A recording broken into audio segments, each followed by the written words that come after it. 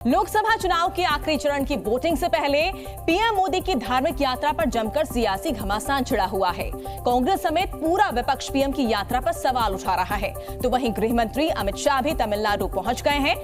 तो सवाल यह है कि आखिर इस मामले पर सियासत क्यों हो रही है, इस रिपोर्ट में देखिए।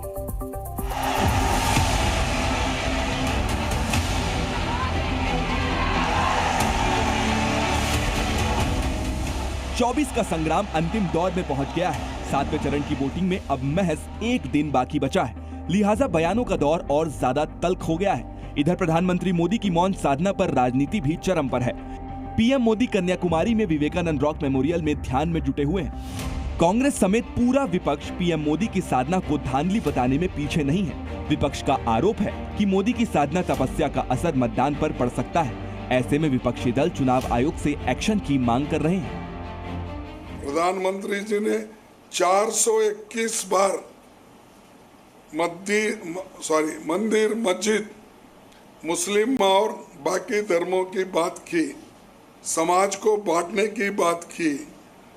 224 बार उन्होंने मुस्लिम पाकिस्तान माइनॉरिटी इस तरह के शब्दों का भी इस्तेमाल किया।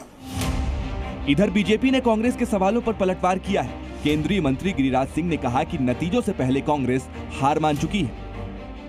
कांग्रेस पार्टी बौखलाई हुई है, हताशा में है, इसीलिए प्रधानमंत्री को गालियां भी दे रहे हैं और प्रधानमंत्री के साधना पर भी उनको ऐतराज हो रहा है। ये कांग्रेस पार्टी हार मान चुकी है, इसीलिए ऐसा पहल कर रही है। मोदी की साधना के बीच गृह मंत्री अमित शाह भी तमिलनाडु पहुंच गए हैं और उन्होंने भी तरुमायम स्थित कोट्टई भैरवर मंदिर में पूजा अर्चना की।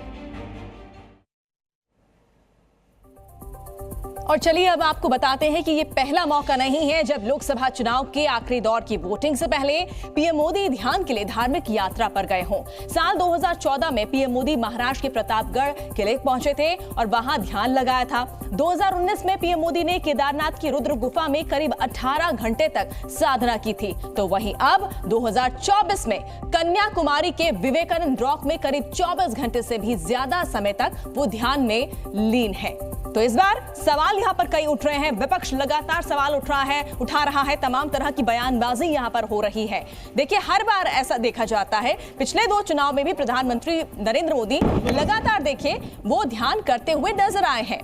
पीएम मोदी की धार्मिक यात्रा पर देखिए जमकर बयानों का दौर जारी है। किसने क्या क्या कहा है वो हम आपको सुनाते हैं। कांग्रेस अध्यक्ष मल्लिकार्जुन खड़गे ने कहा है कि समंदर में डुबकी मारने या गंगा में डुबकी लगाने से ध्यान नहीं आता है, इसे पढ़ना होता है। तो वहीं समाजवादी पार्टी के अध्यक्ष अखिलेश यादव ने तंज किया है और कहा कि पीएम को ध्यान करने की जरूरत 5 से 7 साल पहले थी।